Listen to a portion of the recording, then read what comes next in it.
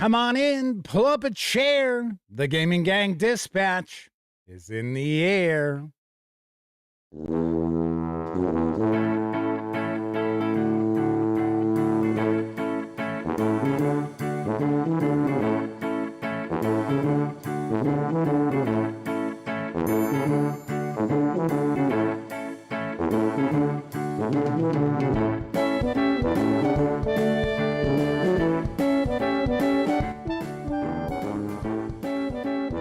Howdy, gang, and welcome once again to the Duct Tape Studios.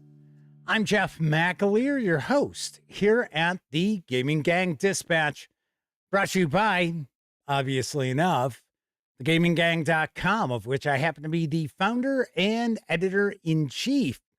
So welcome aboard, everyone. Tonight is Wednesday, May 20th, 2026. This is live stream 1325. If you're not overly familiar with the show, let me point out it's super casual. Just hanging around talking about the latest in tabletop role-playing game news. And then I'll normally pontificate about a topic related to our hobby, which is what I will be doing tonight. In fact, our topic is going to be starter sets versus core rule books. Mainly, what makes for a better introduction to a new role-playing game? You may be surprised. It might not be as obvious as you think, especially depending on the publisher. So we're going to talk about that, but of course, that'll be after the role-playing game news. Of course, when you're not watching videos on the Gaming Gang channel, be sure to visit gaminggang.com for all the latest in tabletop gaming news, reviews, and a whole lot more you are never going to find here on YouTube. You know the drill. Get your geek on at thegaminggang.com. And then, of course, because this is a live stream, there is chat available. Now, you must be a subscriber to the channel for at least an hour before you can take part in chat. But if you check off that box and you want to say howdy, maybe got a question, a comment, by all means, chime in. I will do my absolute best to respond. First out the gate tonight is Danny Gable, followed up by Semper Buffo, Testy Trekkie, Joshua Williams, Kevin R. Smith, J-Man is with us. Kevin King is also hanging with the gang. We've got one of our chat moderators, the lovely and talented Miss Sarah D, lurking in the shadows with her banhammer. And let's see, Pete Strakulich is also chiming in. So welcome, everybody.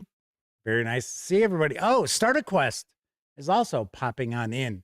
So chat is off, rocking and rolling. Welcome, everybody. Real quick, before I jump into the news, I had mentioned on last night's show, I had gone to see my cardiologist yesterday just for my, usual follow-up appointment. And I got some emails from people thinking, uh-oh, something's wrong. No, it's the same old. That's all. It's just, when you have a triple bypass, after that point, your heart function isn't, top notch. It's better than it was before, obviously enough. But still, it's like it's kind of just remained the same is what's going on. So don't worry. I just mentioned I tell people what I'm up to, just kind of passing time on the show, right? Peaceful Porcupine has popped on into chat. Welcome back. All right. So let's dive on into the news because there's a new edition of the dark fantasy role-playing game Symbaroum, which is up for crowdfunding for Free League Publishing. Here's the scoop. The anniversary Kickstarter celebrates 10 years of the acclaimed dark fantasy tabletop RPG, offering a more accessible entry point for first-time players and rich material for long-time fans. The campaign revisits the world of Symbaroum through 3 revised hardcover volumes designed to provide a smoother, more user-friendly path into the game for newcomers and longtime fans alike. The anniversary line reorganizes material from the original 4 core books into the core rulebook, Game Master's Guide, and Davokar Creature Codex. The core rulebook remains a standalone all-in-one entry point for bringing Symbaroum to the table. The Kickstarter also includes Davokar and Ambria Darkness Rising, a companion hardcover volume expanding Symbaroum's main game setting, and the city-states of Vendelin, a ravaged realm, a full-color expansion introducing a new campaign setting ravaged by the malevolent elves of Duskwood. Highlights from this Symbaroum anniversary Kickstarter include the core rulebook, with everything you need to bring Symbaroum to the table, including a tutorial adventure, guidelines for creating homebrew scenarios, and an introduction to the dark and foreboding Davokar region. There's the Game Master's Guide with an advanced guidance for running Symbaroum, including support for campaign building, adventure creation, and optional rules for large-scale battles, advanced traps, and social scheming. I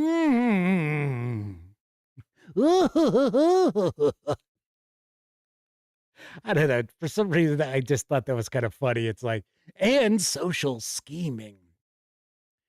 Then there's the Davokar Creature Codex, a detailed bestiary presenting the monsters and people players will encounter on their travels, featuring updated practical stat blocks while building on the legacy of the award-winning Monster Codex. We've got the city-states of Vendelin, a ravaged realm, a full-color hardcover volume introducing the city-states of, well, you guessed it, Vendelin, as a new campaign setting ravaged by the malevolent elves of Duskwood. And then we have Davokar and Ambria, Darkness Rising, a companion hardcover volume that expands Symbaroum's main game setting. All volumes will be available in English and presented in premium hardcover format. Each book also features the artwork of Martin Grip and Gustav Ekelund, with Grip contributing new original character arts for the core rulebook. There is a short Kickstarter video, so let's give it a peek.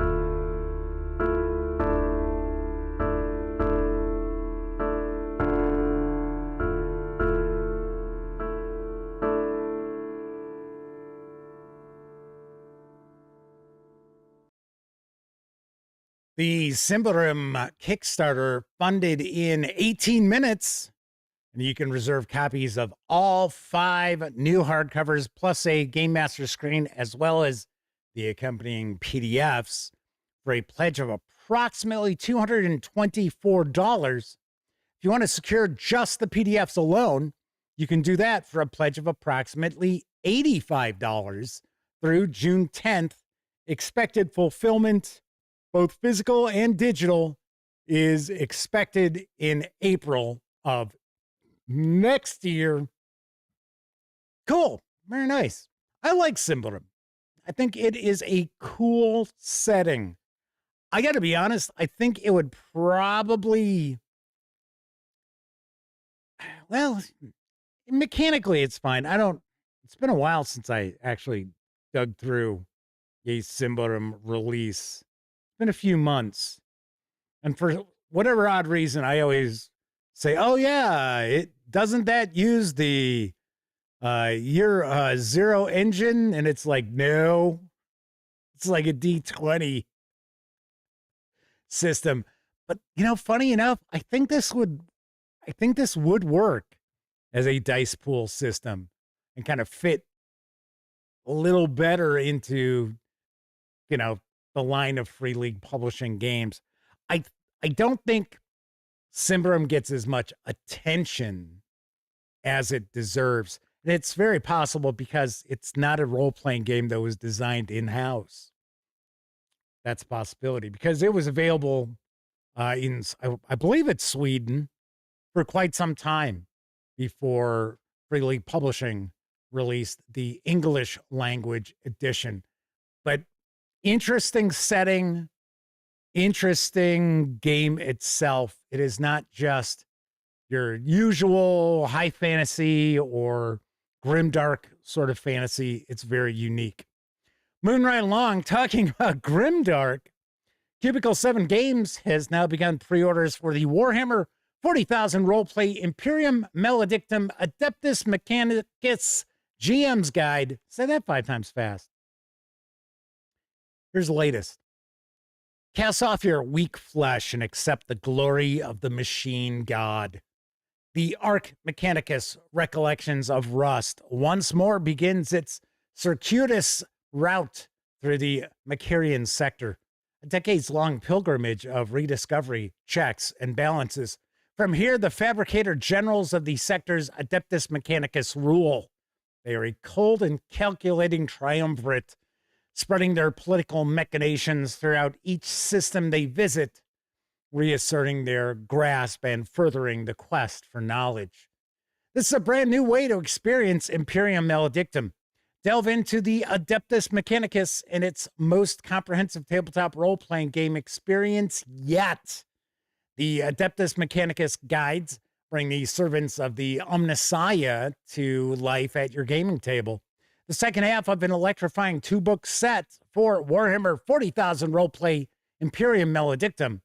The Adeptus Mechanicus GM's Guide gives, obviously, game masters all the tools and content they need to assemble unforgettable and perilous investigations for their players and tech adepts. Adeptus Mechanicus primers are included with GM advice and tools for running Adeptus Mechanicus adventures. Primers on tech heresy and archaeotech, as well as how to embody Adeptus Mechanicus patrons at the table best. There's a setting guide to the Arch Mechanicus, Recollections of Rust, and a massive campaign framework set around the Void ship's route through the Macarian sector. You'll find new sector contacts, threats, and a collection of new malfunction reports to seed into your adventures with fresh allies and enemies. The Adeptus Mechanicus GM's Guide requires the core rulebook to Imperium Maledictum in order to play. It brings the focus in on Adeptus Mechanicus-focused adventures, adding new elements to your ongoing campaign for setting you up for a brand new adventure. The Adeptus Mechanicus Player's Guide completes the 2-book set containing all the tools and new rules you need to build and outfit tech adepts and their patron. So you can pre-order the 208-page hardcover with PDF for an MSRP of $44.99. The physical book is expected in the fourth quarter of this year. If you want to grab just the PDF right now, of course, if you do the pre-order, you'll get it that way. Or if you just want the PDF alone, you can grab that over at DriveThruRPG for $24.99. Very nice, very nice. I'm sure we'll get an opportunity to take a peek at this. I have received a PDF review copy, and I got to be honest, Cubicle 7 Games is now putting a watermark across the entire page saying review copy, running at like a 45-degree angle. And I don't mind if they watermark stuff, but it actually does interfere with the readability of the PDF. So I won't be reviewing this until it comes out in print. So it's not that big a deal, but still, I was kind of like, yeah, I'm like, hey, I'm going to pull some images from it. And I did not. So I am using the images that are available over on DriveThruRPG. All right, so let's see. Kevin R. Smith says they don't think the character creation rules for Symbaroum are presented very well in the old core book. That's one reason they're looking forward to this new edition. Yeah, I would say I don't think it's a localization thing. I kind of have the impression, and once again, I don't know. I have no clue. Kind of have the impression that the original creators of Symbaroum probably had more to do with the localization to the English language than Free League Publishing did. And that's why it's the rules presentation. It's not terrible, but it's not as smooth as we're used to seeing. So, and yes, I get it. Game has been out for 10 years, but it hasn't been out in English for 10 years, has it? I was going to say, if it has, boy, time sure is flying. Keith Ulu and 108 Jimbos have both joined us in chat. And yes, I see that Chris Lundgren has mentioned that we are using Buddy's idea for a topic tonight. Well, I didn't know it was Buddy's idea, because if that's the case, we're gonna have to change tonight's topic. I don't accept topics from cockatiels. What kind of craziness is that? Moonrise Long, there is a new bundle of Holding, which features the Easy D6 role-playing game from Runehammer Games, and I've got the deets on the deal. Adventure. This all-new Runehammer Easy D6 bundle presents, well, you guessed it, Easy D6, the tabletop role-playing game of fast-moving mayhem from DM Scotty McFarlane and Runehammer Games. Fun for new players and seasoned veterans alike, Easy D6 delivers a simple, hackable, rules-light target number system that puts everything you need on the character sheet, so you can skip rules, lookups, extraneous charts, and other obstacles. Skills, levels, hit points, nope. An attack that does hits does 1 strike. 3 strikes, you're out. The freeform magic system lets players create spells on the spot, and karma points and hero dice help them wriggle free when that spot gets too tight. There's just enough framework to free everyone's imagination, let the action run wild, and create a great story. All you need are a few 6-sided dice and adrenaline. This Easy D6 bundle gives you Runehammer's entire Easy D6 line for an unbeatable bargain price. For just $12.95, you'll get all 4 titles in the Easy D6 collection, which has a retail value of $50, as DRM-free PDFs, including the complete Easy D6 core rulebook with all the rules you need to play, the Book of Quests Fantasy Toolkit, and 2 supplemental play sets, the post-apocalyptic Wasted World and the modern horror of Dreadful Doomscapes. These savings will run through June 8th. And Easy D6 is our giveaway tonight. That's right. I've got a trivia question I'm going to hit you up with after the news. And whoever gets the correct answer first is going to win this bundle. But wait, that's not all. Because I am also going to give away a copy of this bundle to a lucky viewer who is maybe not watching live, right? I like to spread some love here, not only for the people who are watching live, but also those who are watching on Memorex. So to get into the running, all you got to do is comment on the video. Hopefully you say something nice, because if you don't, I'm not going to randomly select your name.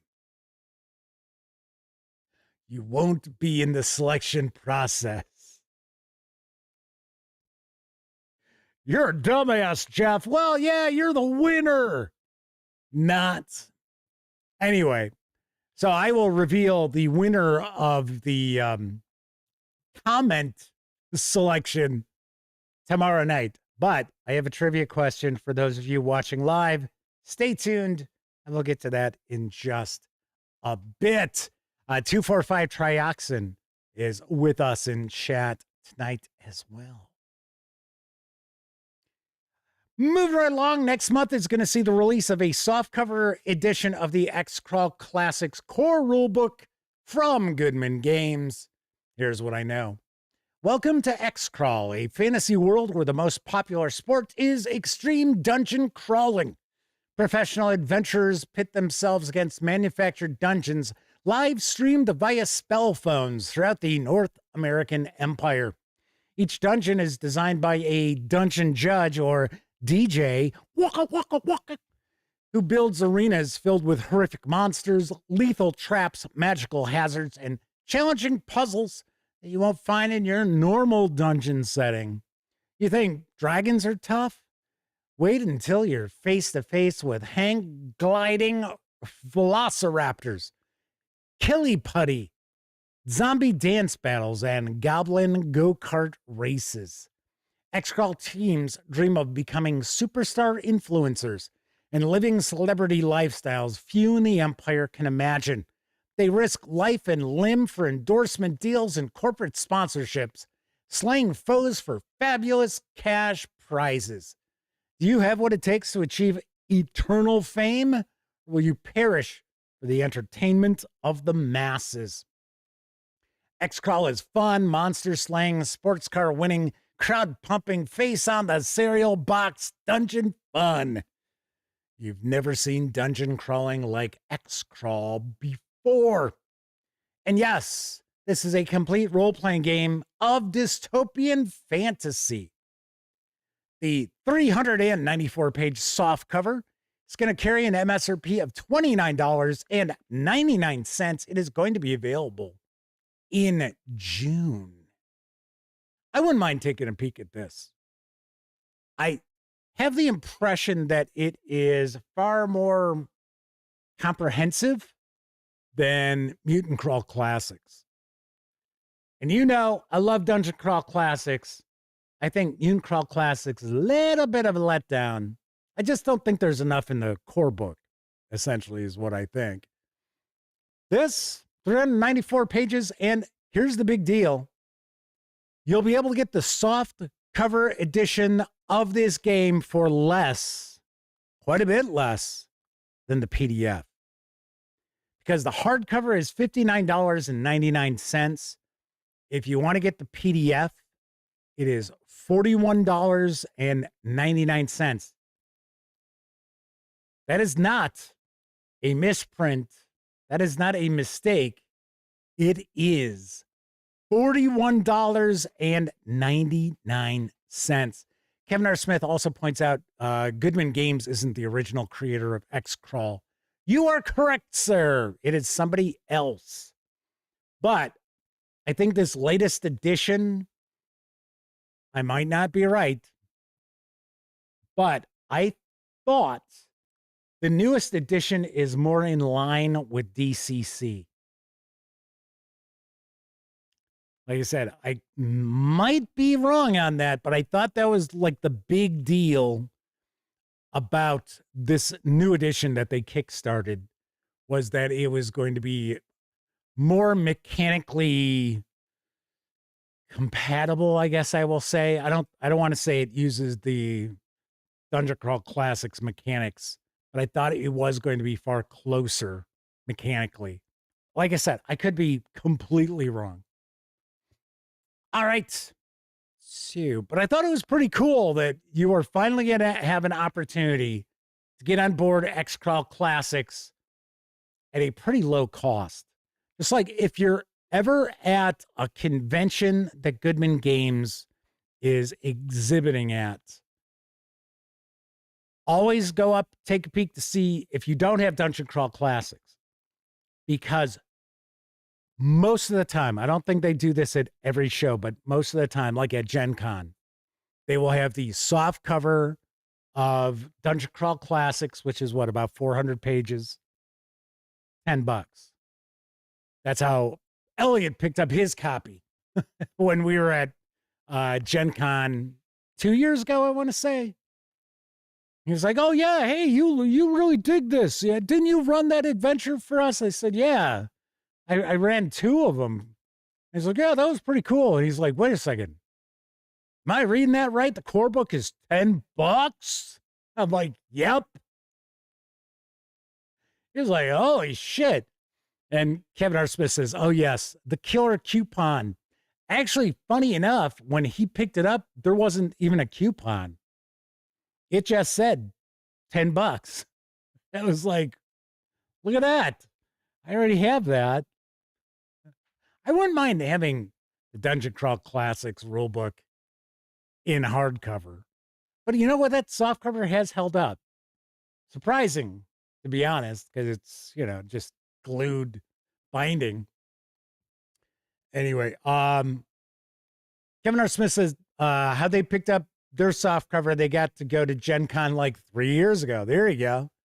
Yep. All right. Final news piece. Tainted Grail, the role-playing game, core rulebook, Songs of a Dying World. Yes, another nice, short, to-the-point title. Is out in print and PDF. I've got the lowdown from Studio Agate. Avalon fell 100 years ago. Now it's your turn to write the story.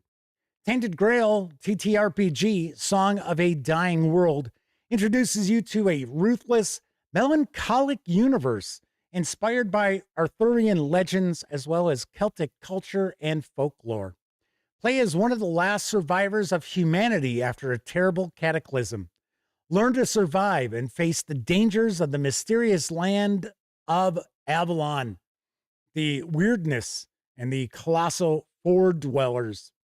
Tainted Grail uses a customized version of the story arc system first developed for Shadows of Estrin, the most awarded French tabletop role-playing game in history, and adapted to include elements specific to the Tainted Grail board games. The Tainted Grail role-playing game system provides players with tools to understand and portray their characters' emotions and behaviors by focusing on their individual, moral, and human journey through story arcs associated with the 5 emblematic colors of the board games. The game promotes immersion and roleplay as each character follows a dedicated ascension path, leading them to embrace or reject their inner power and become one of the guardians of Avalon. The story arc system also aims to capture the danger of armed confrontation. Although invested with singular power and destined to a great fate, the characters remain vulnerable. Any fight can prove fatal. Players are encouraged to carefully consider the outcome of a potential encounter and stay on the side of caution and strategy when engaging in combat. The island of Avalon is an unforgiving place where death and the weirdness reign supreme. Only through teamwork and bravery will the characters overcome the countless threats that await them. This book includes an encyclopedia detailing the island of Avalon 100 years after the fall, a complete character creation process, and options for the character's evolution through the game, 5 pre-generated characters, the game system, which notably includes rules related to the weird, as well as a short bestiary, useful equipment for the exploration of Avalon, and game aids for both game leaders and players. The 384-page hardcover, isn't that like the same page count as... Oh, no, sorry. X-Crawl Classics has 10 more pages. I was like, wait a second. Did I accidentally copy the same page count? Now, I know this is a big book. Carries an MSRP of $60. I got to be honest, I don't know if that includes a PDF. But if you are interested in this and you just want to get the PDF, you can do so over at DriveThruRPG for $30. Sometimes in the winter is with us, said, played Tainted Grail the deck builder, loved the dark Arthurian setting. It was truly messed up. Savage Splendor is also popping on in. I see JD Sewell is with us also. Savage Splendor says, caution and strategy. It's not a game for my players then. Yeah, my brother would fit in for it. Yep. That would be right his alley. Oh, caution? Yeah, okay. I'm on that. Very nice. Very nice. All right. So that is it for the news tonight. Of course, I've mentioned Drive-Thru-RPG a few times. Don't forget, the Gaming Gang, thus the Dispatch, is affiliated with the One Bookshelf sites.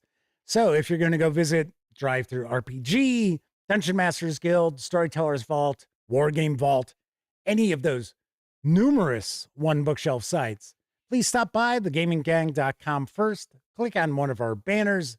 That way, if you happen to make a purchase, I get a 5% commission on most of those sales. And all those commissions really do add up. Help keep thegaminggang.com around.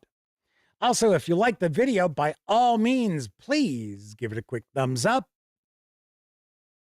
If you're watching live and you are hanging out in chat, by all means, hit the little hearts, the little 100%, the, bouquet of flowers or whatever that is.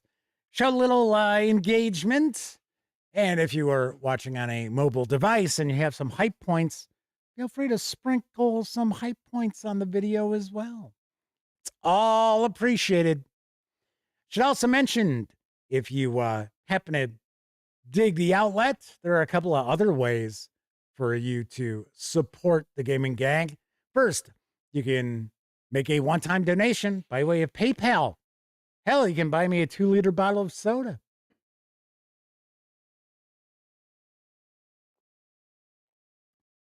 Oh, that's good.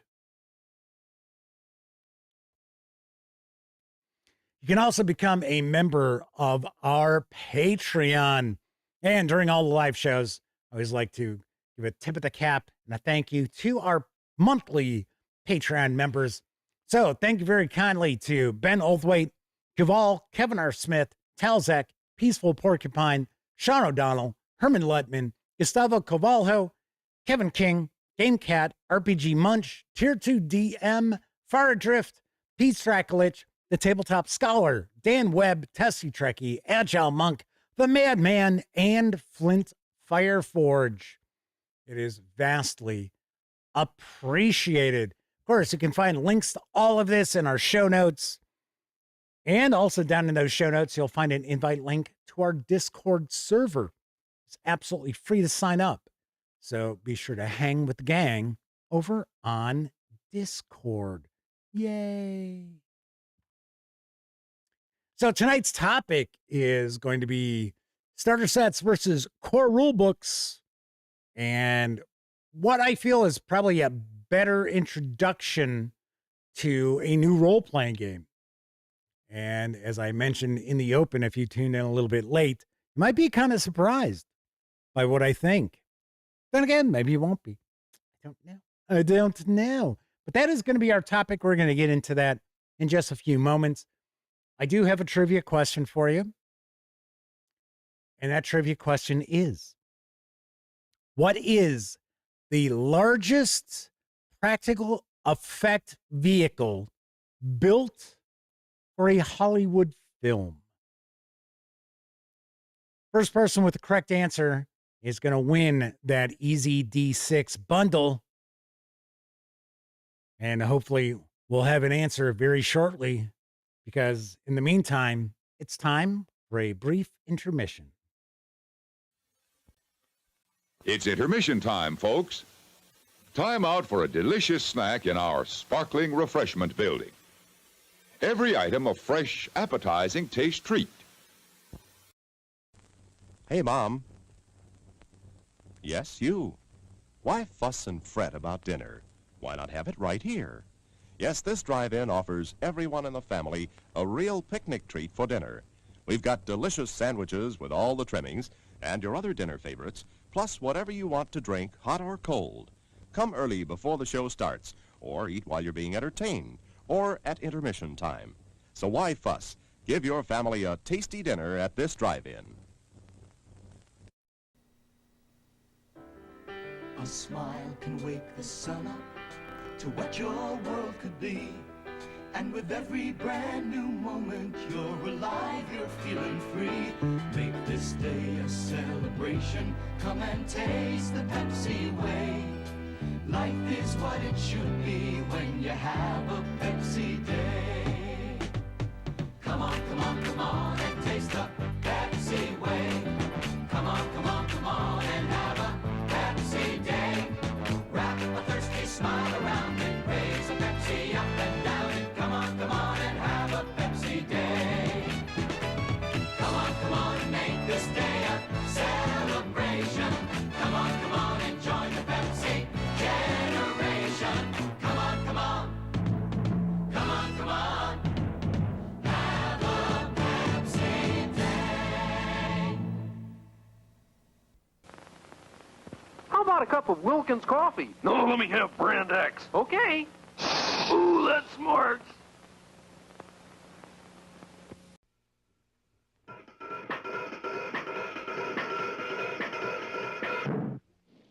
There have been disaster movies about fiery infernos, airports, luxury liners, earthquakes, and lighter-than-air craft. And now,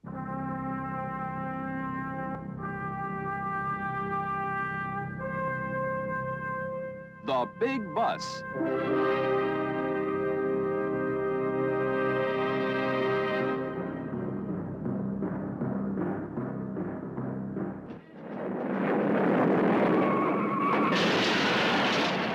Paramount Pictures presents the first disaster movie where everyone dies laughing. It's the world's first atomic-powered, non-stop, got-to-be-seen-to-be-believed way to travel from New York to Denver. Why Denver? Why not? But the one thing that makes the big bus the comedy event of the year is the passenger list and the crew. Well, I don't care what anybody says. I did not eat 110 passengers. You yourself said you ate a foot!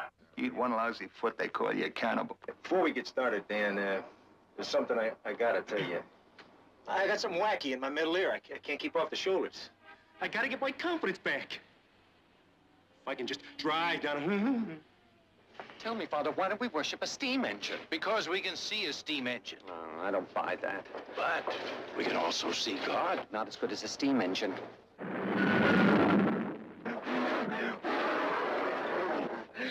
I forgot to make a wish. If there should be a radiation leak, God forbid.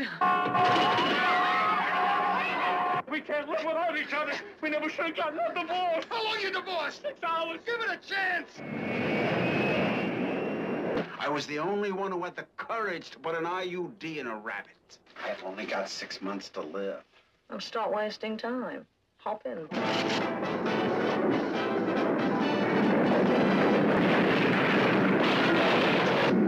There is nothing quite like a nice, leisurely cross-country ride.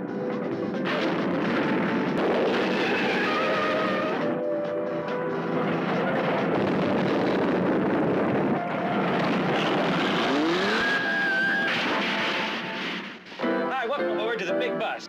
Especially when it's on the big bus.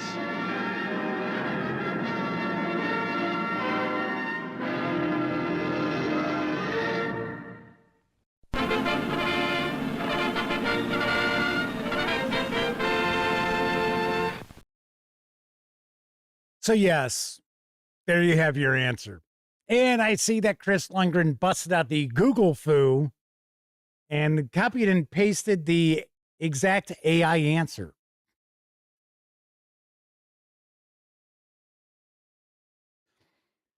Then just put the big bus.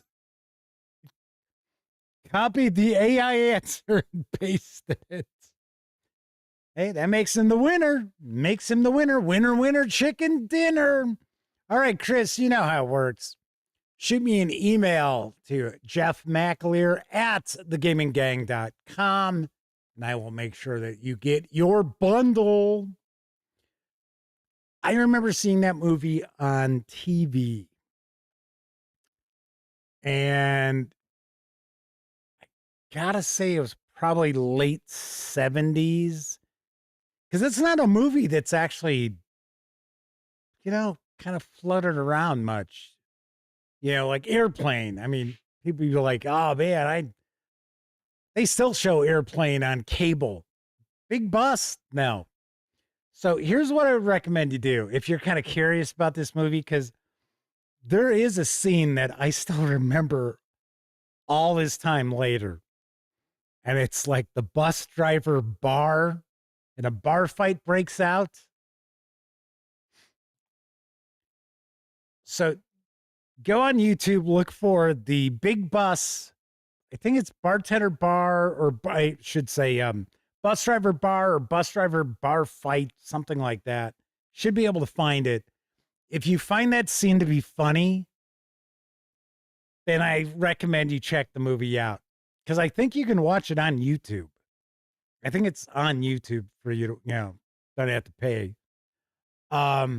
If you don't think it's funny at all, you're not going to like the movie. I'll tell you that much. It is not as funny as Airplane. That is certainly not going to be the case. But you know what? I swear it may have been the first movie that was like a send up of the disaster movies, because The Big Bus came out in 1976. Airplane was what, 79, 80, somewhere around there. So Walona's Cave is with us in chat. Said, I saw the Whiffrup fight scene on the thumbnail and ran straight over here. RPG Design is with us. Says, cannibalism. How can you lose? Hey, you eat 1 foot and you're branded a cannibal. I think that's the line he uses. I know it's a foot that he, like I said, watch the bar fight scene. If it's funny, if you think it's funny, watch the movie. If you're like, man, this is just awful, then I wouldn't bother. No, not at all. I would not bother. All right, so Arcane Magus is with us. Let's see. I think I've said hello to everybody. So tonight's topic, we're going to discuss starter sets and core books and what is going to be the best introduction to a new game. Let's see. Who was it that was saying that oh, here we go. It's Starter Quest. Says Free League's leading the pack with starter set quality. I would disagree with you on that. Not to say that Free League Publishing does not put together really good starter sets. They still put out the Tales from the Loop starter set, which was awful. So I count that against them. I'll tell you who's got, in my opinion, the highest quality starter sets. They have released 3 of them, and all 3 of them are excellent, is Chaosium Inc.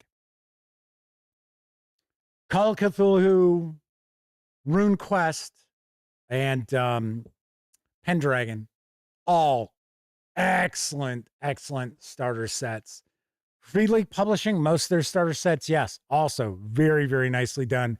I didn't care for the Hobbit adventures in the One Ring starter sets. In fact, I just received a hardcover Hobbit Tales, and I'll be reviewing that. And I'll have to be honest, I didn't find the Hobbit adventures to be, I mean, they felt like they were Tolkien-esque, I guess I will say. But they didn't feel like, wow, this is awesome, right? It's sort of like, oh, it's just hobbits doing hobbity things. Danny Gable says, eat one foot and you're a cannibal forever. I fixed my toilet today. Nobody's calling me a plumber now.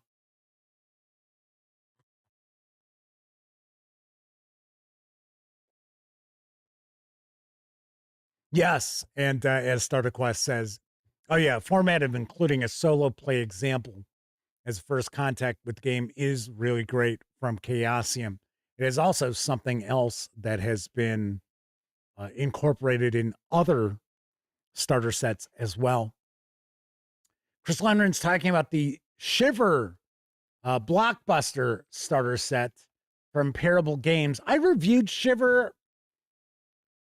I thought it was okay. I wasn't really sold on the game itself. I mean, it was fine, but I want to say it was is it the Gothic horror that I reviewed? Or is it maybe it was just Shiver, period. Tessie Trekkie says, Hobbits work best when they move into murder Hobbit form of play. Nice. Kevin King says the Starfighter first edition starter set ticked them off. They collapsed EAC and KAC into AC, which the system does not use. Players have to unlearn that to play the real game. We're going to talk about that. We are going to talk about that. Yes, the Pirate Borg starter set, which I do believe I gave a 10 out of 10. Has those really sweet resin dice, as Pete Straklich is also pointing out. So there are some fantastic starter sets out there. There are some good starter sets out there. And then there are, over the years, we have seen some pretty weak starter sets. And yes, I am looking at the Tales from the Loop starter set. Also, the starter set that Wizards of the Coast did with Dungeons and Dragons for, Stranger Things, that had the little miniature in it. God awful. It was terrible. And that fucking miniature stunk. Had this like weird sort of, no joke. In fact, I wasn't the only one who complained about it. I saw a lot of people complaining online that they opened the box up and they were like, did somebody shit in this box? No joke, because it had sort of a weird kind of rubbery dog shit, animal vomit smell to it. No joke. I am dead serious. I don't say that in the review. I do mention how it stinks. And then, of course, it made everything in that box stink. And, of course, I said that the starter set itself stunk in the review. J-Man also points out that Modifius Entertainment starter sets are also really good. I'm trying to think. So, Agents of Dune is not really considered a starter set, but it wasn't advertised as a starter set, but it is a starter set. And gotta say, I'm pretty sure that Modifius is losing the license to Dune sometime this summer, maybe even before. It might be June. So if you are interested in the Modifius take on Dune, which I thought was really well done, I guess I got to say, I think Modifius Entertainment needs to move away from the 2D20, though, going forward, because I don't necessarily think it's overly complex, but for whatever reason, it throws people. I don't know. Sometimes the Witcher says maybe that's what a real Demogorgon smells like. Well, sadly, it wasn't what they look like. It was an awful mini, too. Peaceful Porcupine says, I like Traveler, but its starters are horrible. How does one read being kicked out of their career and having to start a new one when only one career is given, or failing to qualify for it? I gotta be honest, I have not seen, the only starter set I've ever seen for Mongoose Traveler 2nd edition, which is current Traveler. Although, Mongoose is releasing classic Traveler stuff. They just released a new one. I think it's like number 14, like little black book. Anyway, I was going to say the only starter set I had seen, because they sent it to me, I reviewed it. This is a few years back, though. It had 2 books, and it was essentially the core rule book broken into 2 books. Legitimately. I mean, there wasn't anything missing. It was the 2 core, or I should say the core book broken in 2 books, and then it had one of the first adventures in one of their like adventure series. So I have not seen the starter set you're talking about, Peaceful Porcupine, where it only had 1 career. So maybe that's something new that they rolled out that I just I'm real hit or miss as far as with Mongoose Publishing. So I mean, they'll send me some stuff, and then I have to reach out like 6 months later to maybe have them. I still got a couple of things to review from them that they sent like 6 months ago. So, Chris Lundgren's talking about the deluxe starter set box set for Mothership. Isn't that just the game? See, that's something else that you got to keep in mind. There is a difference between a starter set and a boxed edition of a game. So, I'm trying to think off the top of my head. Well, like the Traveler starter set as an example. Let me take a quick peek here. Trying to recall. Oh, okay. Prime example. Twilight 2000. The Twilight 2000 box set, right? Free League Publishing. You're like, oh, okay, cool, sweet. The starter set, right? No, it's the game. I mean, it's essentially the game. It's not a starter set. Let's see. Dragonbane, another great example. It's a box set. And you're like, oh, okay, so that's the starter set, right? No, that's the game. That's the core book. It's all in there.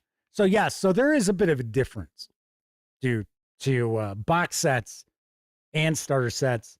Usually you don't see a box set that contains like the core game.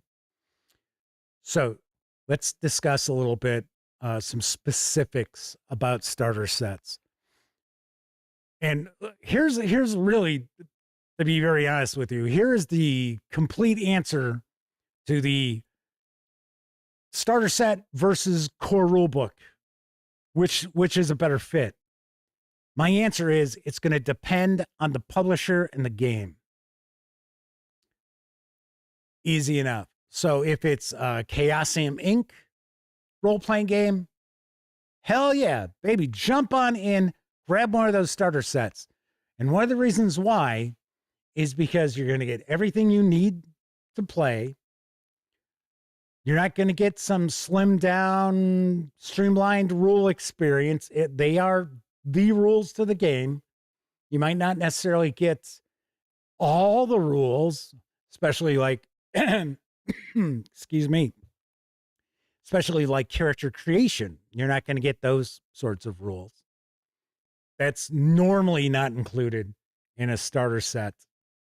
But as far as the actual game material, fantastic.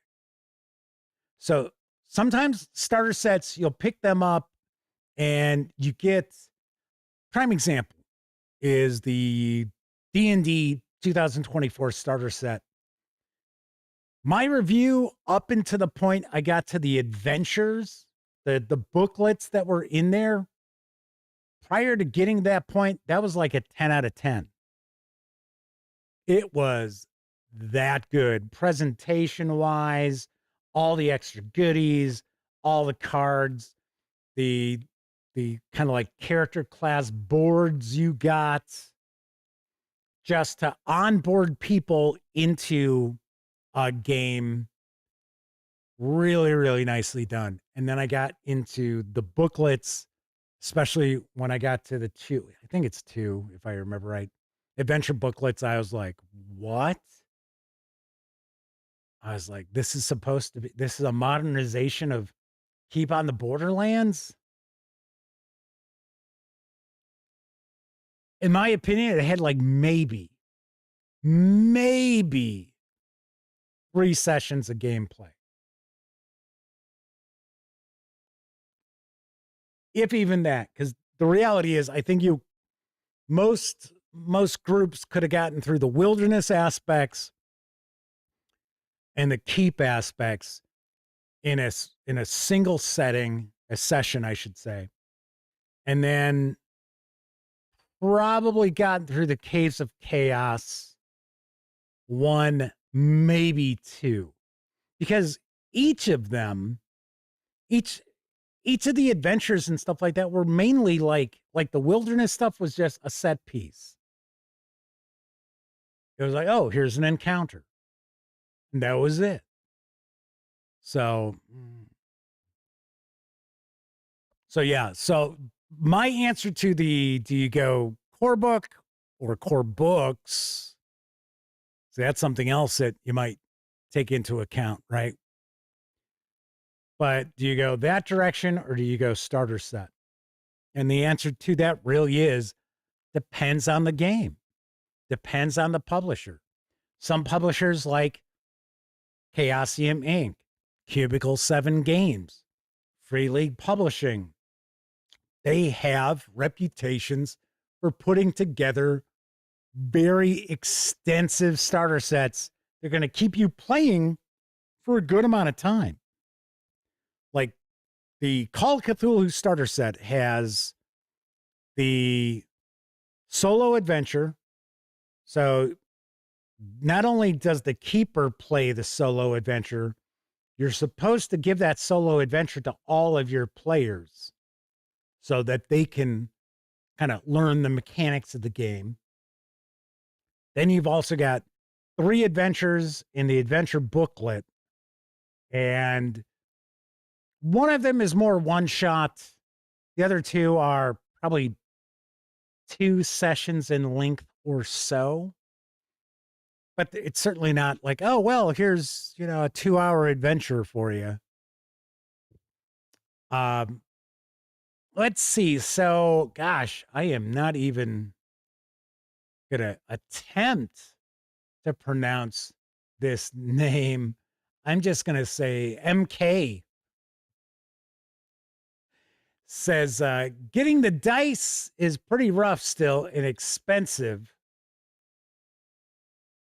You need 4 sets of dice. I guess this has to do with... Oh, Star Wars beginner game. Yeah, well, got to be honest, I'm not very familiar with it. But they're talking about how, yeah, you need to have the specialty dice. Yeah, you could also use an app on your phone or tablet or whatever. I know that those are out there. You probably do have to pay for the ones that have the Star Wars dice. But most role-playing game starter sets are going to give you a set of dice. Some may give you a few dice. So, like, we've got the Coriolis, the Great Dark, has a set of 10 dice. I think it's 5 of each of the 2 different kinds of, or maybe it's 6 and 4 of the 2 different kinds of 6-sided dice that are utilized. So a lot of times, like the Warhammer Fantasy Roleplay 4th edition starter set, which is fantastic. If I remember correctly, I think it only came with the 2 10-sided dice, but they are kind of real, kind of flashy. Actually, Honestly, I don't want all that design and stuff on my dice. I just want numbers. What matters to me when I roll a die is I can read what the fuck the number is on it. Some of these dice, well, they're, oh, look at all that, oh, look at the little designs. And what number is it? I can't tell. Like, what the hell is that? The point is, you're supposed to be able to roll dice and be able to read what they are. So MK says, you can call me Matthew. All right, well, welcome, Matthew. I think it might be a first-time visit with you here in chat live, so welcome aboard. Kevin R. Smith says, are your kids set on the latest L5R? Older edition used the roll keep system based on a bunch of standard D10s. Yes, the old AEG, Legend of the Five Rings, which I thought was really well done. I thought it was, I got to be honest, I like the role-playing game quite a bit more than I did the, well, I guess it was, I think it was a collectible card game at one point. And I think they went the direction of living card game. But yeah, I thought that was pretty good. And yes, thank you, Matthew. I appreciate the kind words. Chris Lundgren says their video froze. It's no doubt going to be on YouTube's end. Not on my end. Okay. So you got my answer to the starter set versus core rulebook. But let's explain why. All right. So if it is a role-playing game that has multiple core rulebooks, you're probably going to want to lean towards the starter set, maybe heavily, leaning that way, because they are going to be a far less costly introduction to the game system. Now, sadly, in some cases, the beginner box does not match up with the mechanics of the game. And Paizo Inc. has done that twice. Paizo Inc. did that with the Starfinder beginner box. As Kevin King has pointed out, they also did that with the Pathfinder beginner box for the second edition of Pathfinder. So they did streamline some of the mechanics that were in it. And it even points that out in the starter set, that yes, these mechanics are a little bit different than what you'll find in the full game, which I think is weird. It's one thing if you've got a game that you're like, okay, this is a pretty, I'd say this is a pretty complex system, but everybody loves the setting. Well, you know what, man, then maybe we'll have like a streamlined edition of those rules, a light edition of those rules, something like that. But it's kind of weird. I don't know why Paizo went in that direction. And I have not seen the new Pathfinder second edition remaster starter set that's coming out. I think it's out. There's something going on with Paizo Inc. and getting review copies out to people. And I don't know. I go back and forth with my contact all the time. And it's kind of like,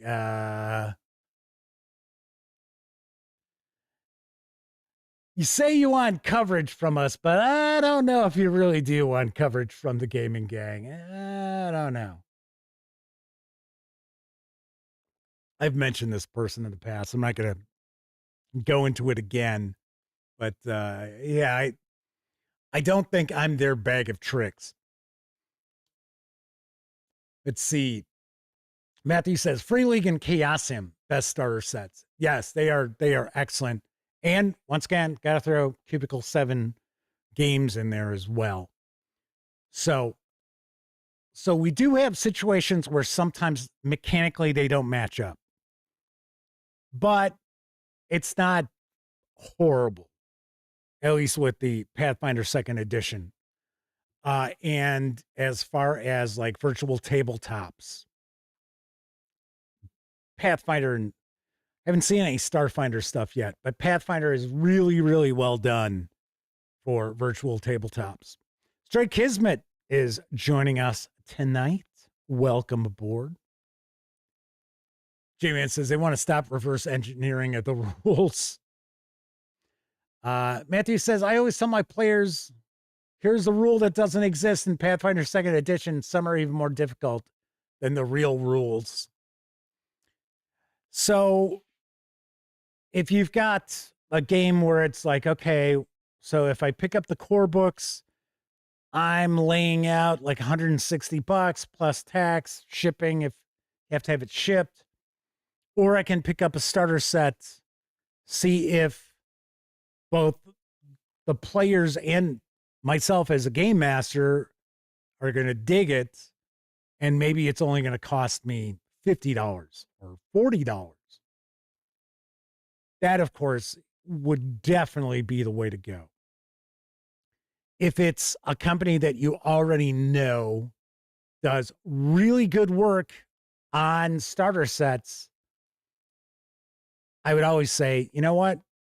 Rather than picking up the 2 Call of Cthulhu books or like the 1 RuneQuest book, although probably should pick up the Guide to Glorantha hardcover as well, go with the starter set. And that will introduce you to the game system as well. And you'll have a good amount of gaming material to run for your players.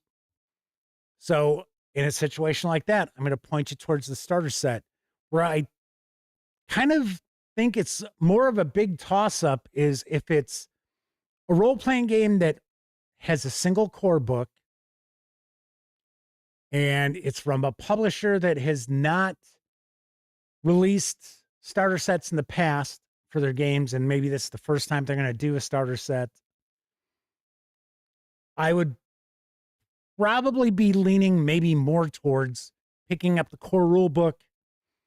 And the reason for that would be your difference in price is probably only going to be $10, maybe $20 between the core rule book and the starter set. Of course, starter sets will normally have tokens and maps and character sheets and pre-gens and things like that. So you will have those additional items at your disposal, but normally you won't have the character creation rules.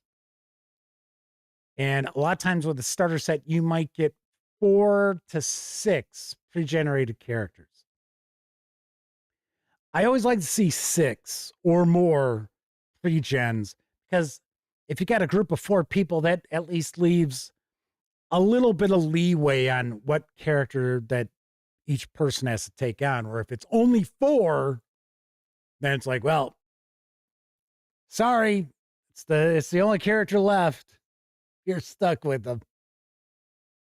Stray Kismet's talking about Mothership and Mausrita, but those are both not starter sets. Those are box games. So Mouse Ritter is not a starter set.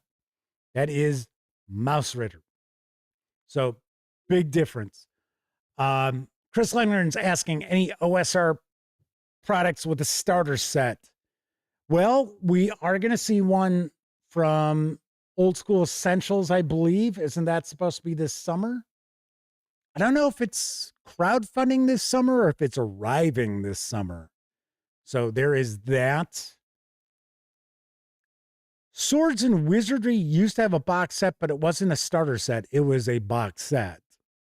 So that is no longer the case, because I think it's just a hardcover of the Swords and Wizardry complete through, what is it, Mythmere Games. Stray Kismet says, I'm a failure.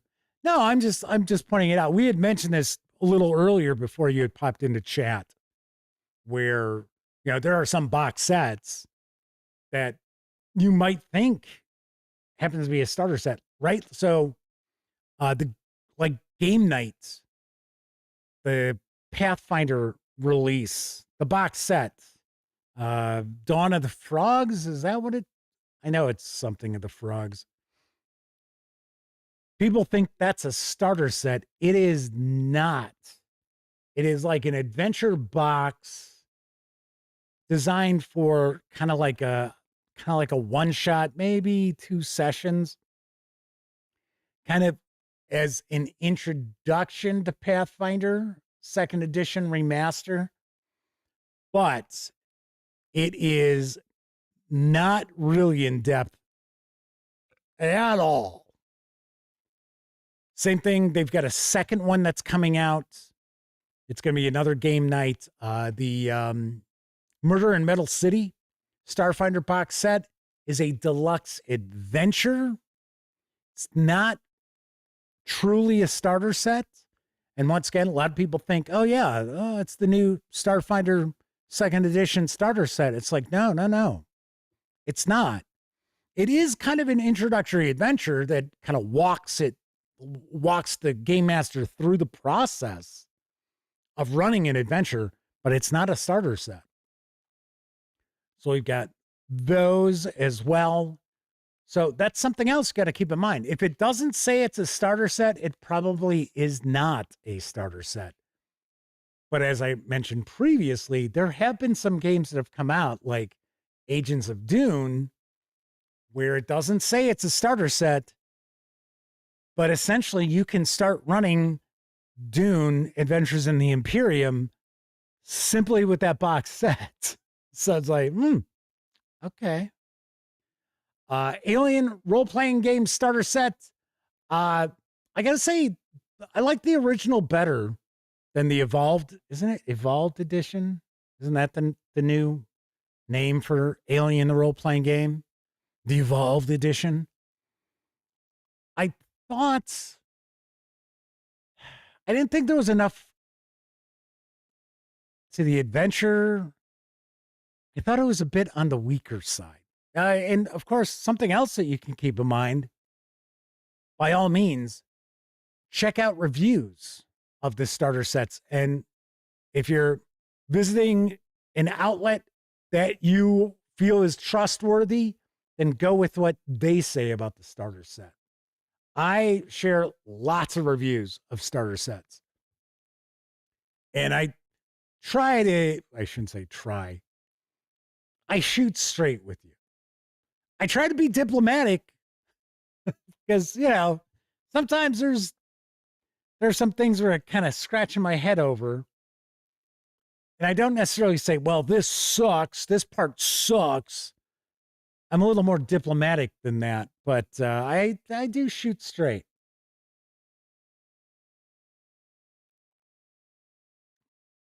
Matthew said, I think there's like 4 game night boxes. I don't know.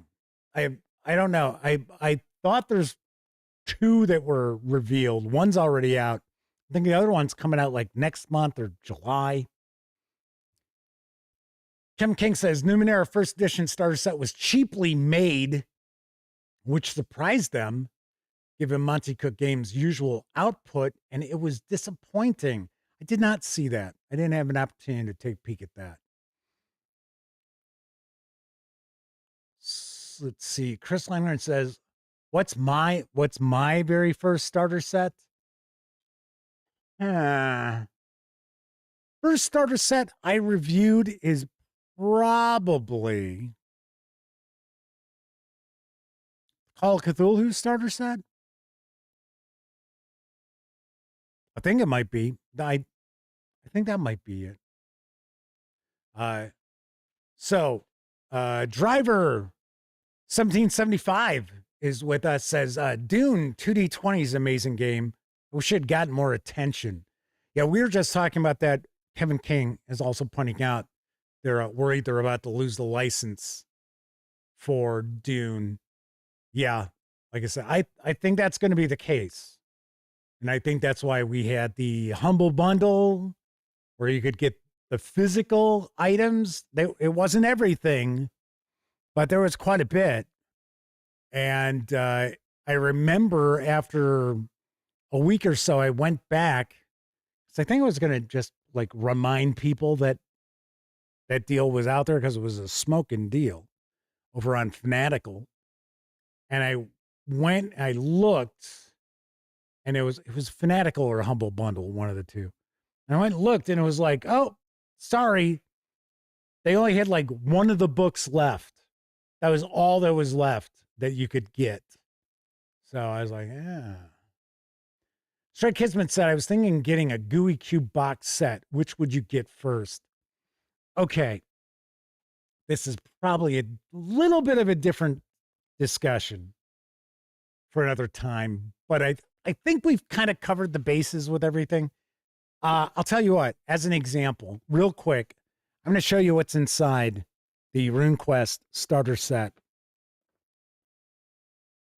So, first of all, set of dice. We've got, if I remember, I think there's 8. There might be more than that. It might be 10 or 12. So, pre-gens. A bunch of pre-gens, no joke. Loads of them. A big old map. I think one side's Dragon Pass. Bing. The other one is, I think it's Johnstown. Is that what it is? And it's upside down, so that doesn't help. So there you go. We've got some maps as far as the adventuring that's going on.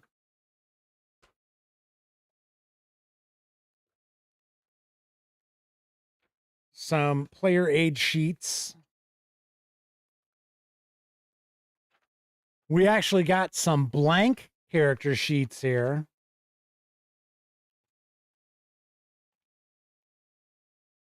All right, and then we get into our booklets. If I remember right, there's 4. Yep. Okay.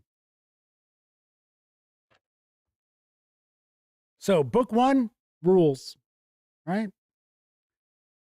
And this is 60 pages. Nope, sorry. 62 pages. And of course, you know, it's stapled binding, but still. Okay, so we got that. Book 2, The World of Glorantha. And this is probably about the same, probably about 62 pages. 60, right? Going to give you an idea. Book 3, Solo Quest. So this is the solitaire adventure to teach both the game master and players how to play RuneQuest. It is 58 pages.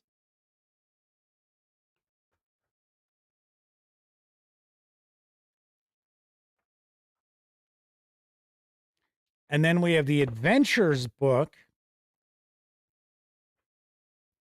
I think this is the longest of all of them. I think this is about 80 pages. It is 82 pages. 81, actually. And this has, I think it has 5 adventures in it. A Rough Landing, A Fire in the Darkness, The Rainbow Mounds. And then it's got some like adventure nuggets sprinkled throughout. And I guarantee you, this is going to be at least 7 or 8 sessions of gameplay. Probably more. So the value that is packed inside this starter set is spectacular. It really is. This is one of my favorite starter sets out there. I think someone had asked what my favorite starter set I've run across is. Now, keep in mind, I haven't seen every single starter set. But it is one of my favorites. I love the Whiff Rip starter set. I think it's got one of my favorite introductory adventures out of any role-playing game. And I like the way that it brings the player characters together. Really nicely done. It actually really ties them together very nicely. So I dig that a bunch. And I think it's very well presented as far as the starter sets. In fact, I've got it sitting out here. I do not have the dice, and I have punched the tokens and all that.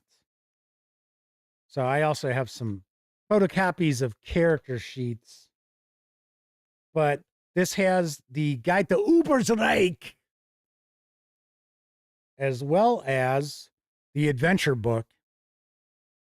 And then pre-generated characters.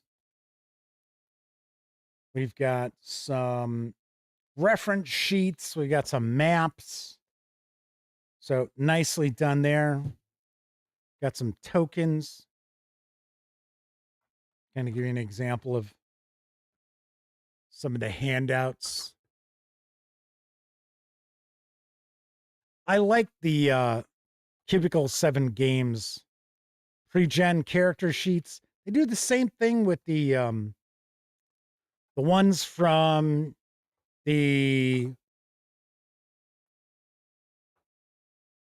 like Wrath and Glory. I wanted to make sure. I'm pretty sure Wrath and Glory has the same sort of character sheets, but like the Imperium Maledictum. So, like so, and then some info here, and then it folds open like that. Really good stuff. This is another one of my favorite. And I have to laugh because I remember when I think I might have been doing first look video. I think it was the first look video. I was like, oh, I thought there was like a mini Game Master screen.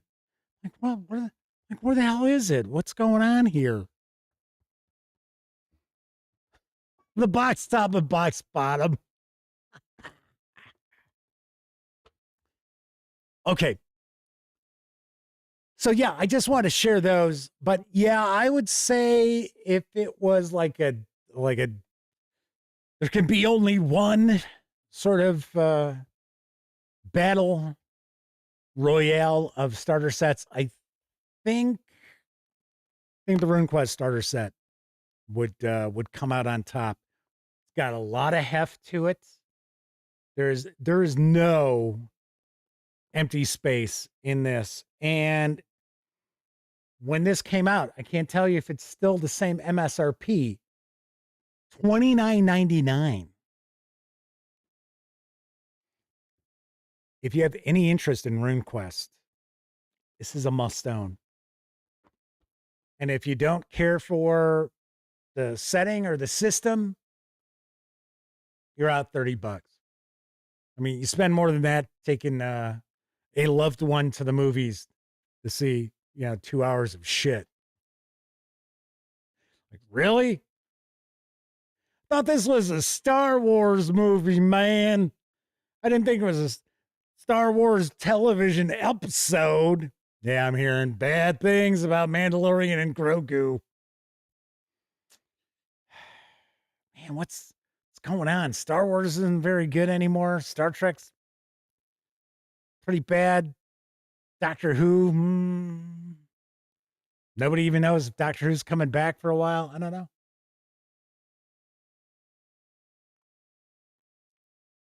Matthew says, a lot of times you can find it on sale for $15.99. The RuneQuest starter set? That's the case. That is a steal. Let's see. JD Sewell says their very first would be the Moldvay basic box set. Yeah, I guess you could consider that. Is that really a starter set, though? Yeah, I guess. The BX. Well, no, I don't know. I don't know. Witchlight's hanging with us says, I haven't heard anything bad about Mando, but no one's seen it yet either. A lot of people have seen it, actually. It's premiered. That's why you've got reviewers on like Rotten Tomatoes. Like, which is funny because if I wanted to, I could be a reviewer on Rotten Tomatoes. And I don't mean like audience review. I mean like a featured reviewer. Everybody can be a critic now, right? I guess that's how it works. But yeah, so I guess a lot of the critics who have seen the premiere are, you know, like I said, I don't know. I'm only going by what I've heard. And to be honest, I saw the trailer and I was kind of like, But I don't know. I will say my brother was able to go pick up a Grogu figure that is some sort of exclusive at some pop-up store, some Japanese company. My nephew put him on the, I guess he informed my brother of this, and my brother drove to go to this pop-up store that's, I guess, supposed to be around for a couple of weeks. And he picked up some exclusive Grogu figure, and it's him like snacking on those creatures that he likes to eat. It's like, okay.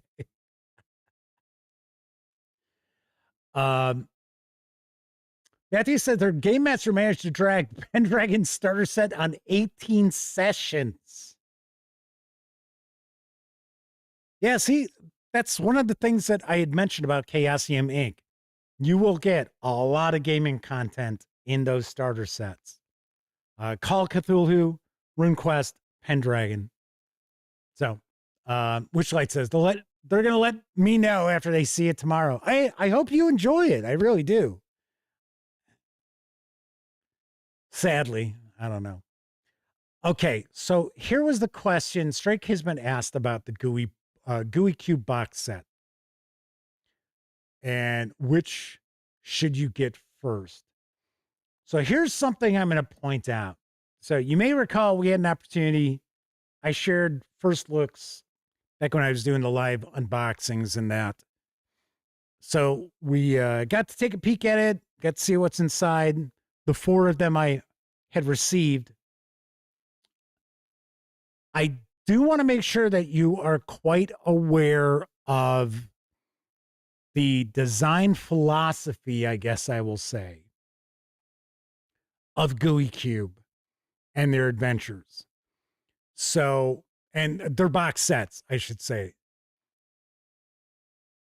Tons of read aloud. And when I say tons of read aloud, I mean literally, and you all know I understand how to use that word properly, multiple pages of read aloud in one breath. That is, to me, that's a big deal. A lot of, in the read aloud as well, talking about what the players are doing,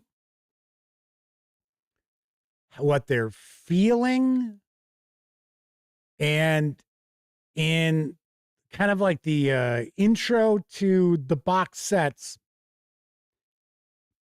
you'll read where it's kind of like, oh, well, you know, your players, they need to just kind of let go and like roll with the flow of things and take part in the experience of the adventure.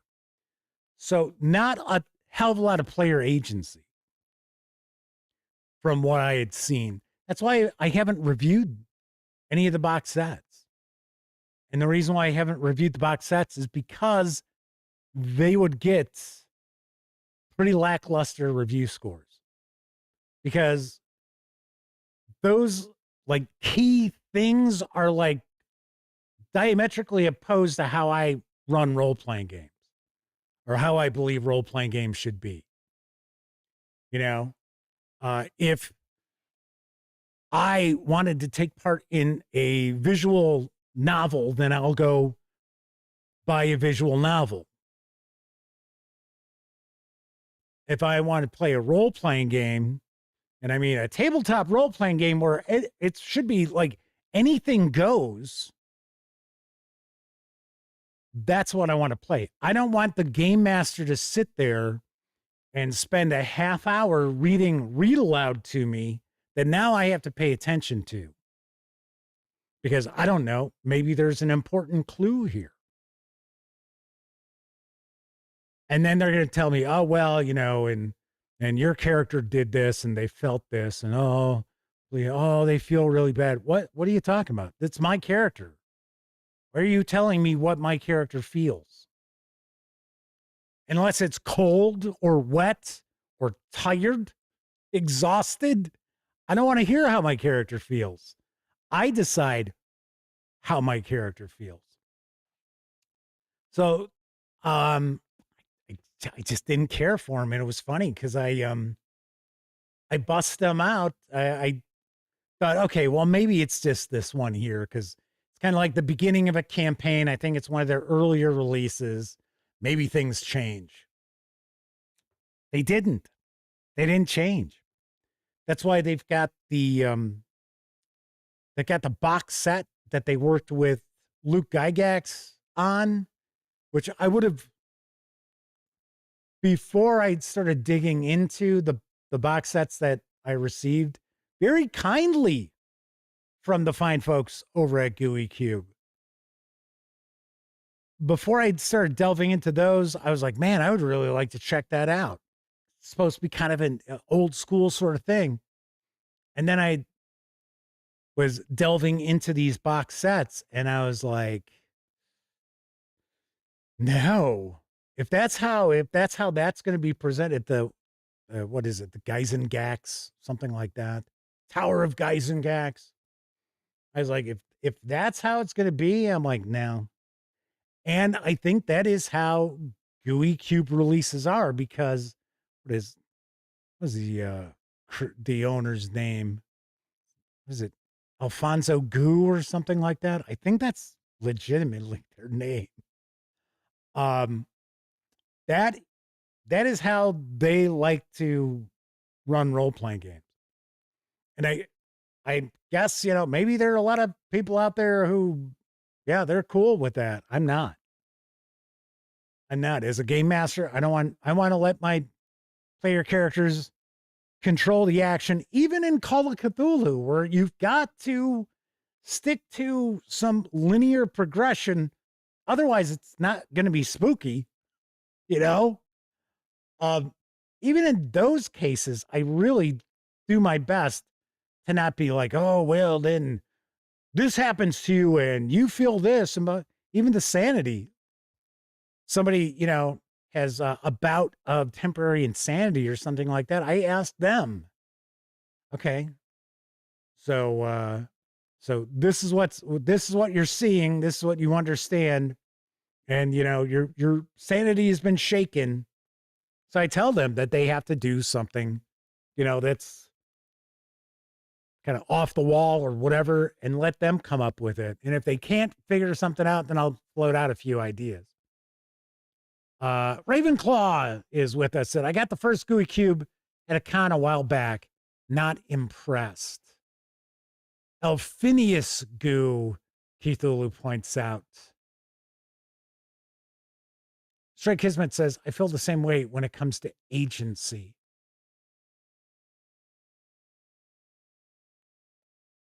Yeah, the player should have some player agency. But like I said, you know, if you're cool with that, if you're fine with that, by all means, I would say that you get a lot of content in those box sets. Another thing I wasn't a big fan of is the artwork they've got. Some of the artwork's pretty good. Some of the artwork, you can tell it's like family and friends, or, you know, crowdfunding backers or what have you. And it's like, which, like says, agency's been a hotbed topic on and off for the last decade. okay, I don't know. I don't know why it should be. I mean, in my opinion, right? But the hobby's changed. I mean, it really has. And what people look to get out of role playing games has changed a lot. Maybe that'll be a topic that we'll hit up. Maybe not necessarily player agency, but what? See, I don't want to like piggyback on. I just did the why we play role playing games as a topic, but I do believe that a lot of people out there look to get something different out of their experience with role playing games. And we talked about this a little bit in the past where some players, like the rare occasions I have an opportunity to play a role playing game, usually in a convention setting. So it's not as if I've rolled up the character and things like that. But I will look over the character sheet and try to role play the character based on what vibes I'm getting off of the character sheet. Right. So like I was playing, the hell was it? I think it's called Dance Macabre. I forget how they pronounced it. I think it's coming out this summer. It was pretty cool. So I was like, kind of like a stevedore. So, big, muscular, and I wasn't the brightest, bulb on the string, according to the character sheet, right? So I kind of played the character like that a little bit, where I didn't make it like it was like, oh, jeez. See, thankfully, it was just Elliot and I playing because the other people never showed up. But so, and he likes to do the same kind of thing. Like, he tries to role play a character, whereas like my brother and my nephew, and to some extent my nephew's girlfriend, they sort of play like, what would they be doing in this situation? Where Elliot does try to, kind of role play a little bit. So I am not one of these people where like I'd be like, oh well, I got to make sure that my backstory shines through. Like I said, we've talked about this before, where a lot of modern gamers are more concerned about their individual characters and their progression and their storylines and the backstory that they spent 3 hours the night before concocting, as opposed to the group dynamic and the adventuring itself, the story itself. Myself as a player, I want to have fun and I want to take part in a story. That's what I want to get out of my role-playing game experience. That is not necessarily the case with everyone. And I think that's probably a little more of an old school mentality where, to me, it's kind of like, wow, I want to know, where's the story going? Oh, wow. Okay, sweet. And I'm more apt to be like, okay, well, I don't need, my character doesn't need to be in the spotlight. I want to experience what's going on. I want to me, it's sort of like anything's possible, because that's how it always was in role-playing games, especially if you're playing a game that, you don't really know. Like, oh yeah, okay, it's a convention. It's like, hey, hi, welcome. We're going to sit down. We're going to play BX Gangbusters as an example, because I guess I saw last night the creator popped in like last few minutes of the stream as I was, signing off. I saw that they were in in chat. So I mean, I understand what the premise of the game is, but outside of that, I don't know. I don't know what this adventure is going to be like. Anything can happen. And I also have my imagination to fill in the blanks. Whereas with some modern players, they don't have that same sort of imagination. They process everything by way of what they've already experienced, like in movies or TV shows, or, digital media, video games, what have you. So, like, if you describe a character to me, like, physically, I'll picture that character based on what you're telling me. Whereas more modern players, many of them will immediately start processing what is something that they've already seen that's like this. Oh, okay. So like Johnny Depp in the Pirates of the Caribbean movies? Yeah, okay, I guess. So, Straight Kismet says Jeff is a forever Jeff. Yeah, I am. I'm kind of set in my ways. I'll be the first to point that out. But I'm not necessarily like inflexible by any stretch of the imagination. If I was, I wouldn't share reviews of new stuff. So I'd be like, all this stuff is shit. It's all crap. First edition Dungeons and Dragons TSR. That's the greatest ever. Don't need anything else. Yeah, now I personally would never say that, but there are people out there who are like that, right? It's like, hey, that's what I like. It's all I play. I don't want to try anything else. Yeah, fine. Okay, we can use some optional rules that were in Dragon issue 32. Yeah, okay, you twisted my arm.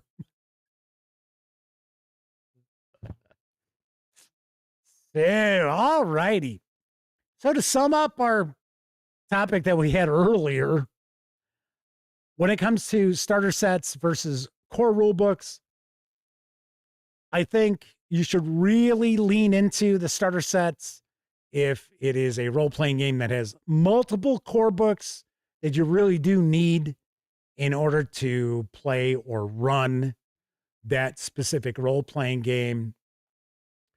Also, lean into the starter set if it's from a company who you already know has a really good reputation for putting together excellent starter sets to really dip your toes into that game. I would say lean into starter sets if it's a game system and a game genre that you're really not sure how well it's going to go over, not only with your players, but with yourself as well. If it's something that's kind of like, especially if it's something that your players are trying to talk you into running, because you get that a lot as a game master. Definitely look at starter sets if they are available. As far as core rule books, if there isn't that huge a difference in pricing between a starter set and a core rule book, especially if the core rule book also includes an introductory adventure, because sadly, sometimes we don't get that in core rule books. And if I don't see that in a core rule book, if I don't see an introductory adventure, I ding that in the review score, because even if it's not even a very good adventure, I still want to see how our adventures presented, or what is kind of like the design style they're going for with their adventures. So if it's a game that has like one core book, as well as the pricing isn't that different. So like, as an example, the One Ring. If it was a toss-up with the One Ring starter set, not the one that's just coming out, the one that has the Hobbit tales in it.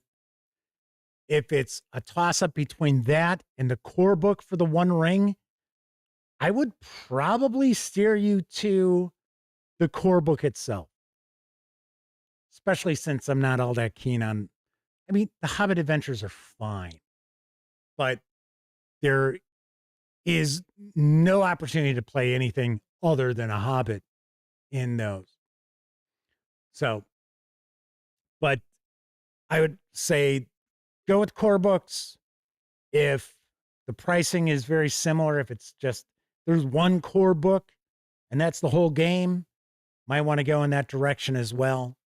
So it's not always cut and dry where it's like, oh, well, they've got to start like, hate to pick on this starter set, but it is a clunker. If it was a toss up between the Tales from the Loop starter set, which I think was like $30, and the Tales from the Loop core book, which I think is probably $39.99, I'd be like, oh, you gotta do the core book. Don't bother with the starter set. Because for one, I think all told, the page count in that Tales from the Loop starter set's like 38 pages. That's it. So, Sure Kismet says, Jeff is like one of my spirit DMs for years now. I adore this community. Well, one thing I will say about the folks that hang out, the folks that watch videos and stuff like that is, you know, we don't put on airs, right? It's just like I've had people ask, they're like, how come you don't wear like makeup? I'm like, okay, for one, I do. I wear a little bit of makeup on my nose because I have, if you're Irish, probably know about this. I have like, I don't know if they're broken blood vessels or if they're almost like little varicose veins on my nose. Like I said, it's an Irish thing. My dad's got it. My couple of my uncles had it.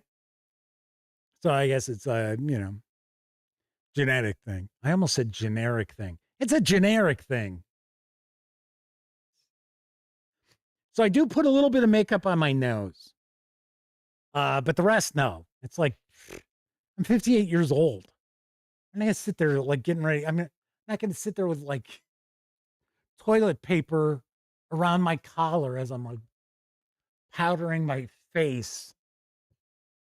Like, come on, get out of here.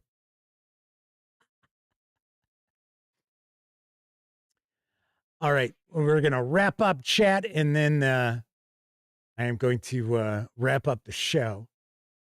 So Pete Rackledge said, you hit the nail on the head, Jeff. I got two players that don't like anything but 5e because in 5e, they got cantrips and passive perception. Oh my God, I'd rather invite people who've never played a tabletop role-playing game. See, and that's one of the things, and like I said, I've said before, I've got no beef with Dungeons & Dragons. I think it's fine. I think 5.5 is good. I reviewed the books. Maybe I'm not a fan of the artwork and stuff. Yeah, okay. Not like all of it. But all in all, it's decent. Is it what some of the old timers want in their role-playing games? No. But we've pointed this out before. Wizards of the Coast isn't creating content for us, right? So, womp, womp, womp. Hate to break it to you. I know it's a shock.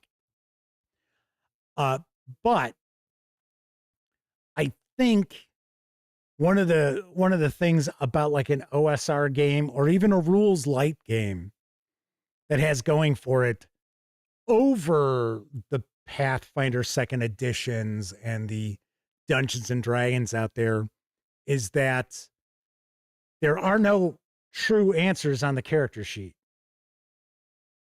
The solution to the challenges that the characters are facing is normally up here every once in a while in the dice, luck wise. But for the most part, it's up here. It's not on the character sheet. And I think people out there who have only played a Dungeons and Dragons, modern D&D, Pathfinder second edition, when they're group, their characters are faced with a challenge, they're immediately looking at the character sheet, because the way those games are designed is the answer is on the character sheet. And I think that makes for poor players. Chris Leonard asks, is Twilight 2000 starter set a good one? The one that sampled the one-shot campaign. Twilight 2000 is excellent, but you also got to keep in mind it is probably the crunchiest of the Free League publishing games out there. It is very, very freewheeling for the most part. Even its campaigns have decks of cards with encounters. So even the box campaigns that have come out that are actually based on old GDW adventures still have a lot of immersion play, I guess I would say, in good ways and bad ways. I think the way the 4th edition of Twilight 2000 is laid out is that things, as a game master, things can go off the rails really quick, especially if you're sitting there trying to run something that's, you know, a plotted adventure. So Laconic Lane has popped in, said anyone who wants to buy the digital version of Northlands should do it through D&D Beyond. The PDF at Cobalt Press is a mess. I haven't seen the PDF at Cobalt Press. I only have the book itself. Shazam 85 popped in. So what's better, starter sets, core rule books? Sorry, you missed it. You'll have to come back some other time or watch earlier in the video. Troy Cornelson, I see, is with us as well tonight. Says, I like to dive all in when I GM. Core books are always for them. And Chris Leonard says, I wish I still had my first D&D starter set. It was the home set. It was a gem for its time. I would say, wouldn't you say the home set is not a starter set, though? That the home set is the basic game? I don't know. And you were supposed to like graduate to AD&D? I don't know. All righty, everybody. Tomorrow's topic, not a clue. No idea. I'll come up with something. Anyway, if you're watching live, thank you very much. If you watch live and took part in chat, you get a tip of the cap. Because not only were you keeping me company, you're also keeping each other company as I'm sharing the news and pontificating about a topic. But of course, I know a lot of folks out there, you don't have an opportunity to watch live. Doesn't matter if you're watching live or on Memorex. Really do appreciate you taking time out to watch any of the videos here on the channel. If you like the video, by all means, please give it a quick thumbs up. Subscribe to the Gaming Gang channel if you haven't already. And if you do subscribe, don't forget, ring that bell, because it'll not only let you know when the Dispatch streams live Tuesday, Wednesday, and Thursday evenings at 7 p.m. Central. It'll also let you know when I share other videos, such as my upcoming review of Trials of Soderman for Lord of the Rings role-playing from Free League Publishing. Hopefully have this up this coming weekend before it goes out on sale. And of course, when you're not watching videos on the Gaming Gang channel, be sure to visit thegaminggang.com for all latest in tabletop gaming news, reviews, and a whole lot more you are never going to find here on YouTube. You know the drill. Get your geek on at thegaminggang.com. Everybody enjoy the rest of your morning, afternoon, evening, whatever time of day it is in your neck of the woods. Once again, I'm Jeff McAleer, and until I see you next time, Certainly hope each and every one of you get to enjoy plenty of great gaming with your gang.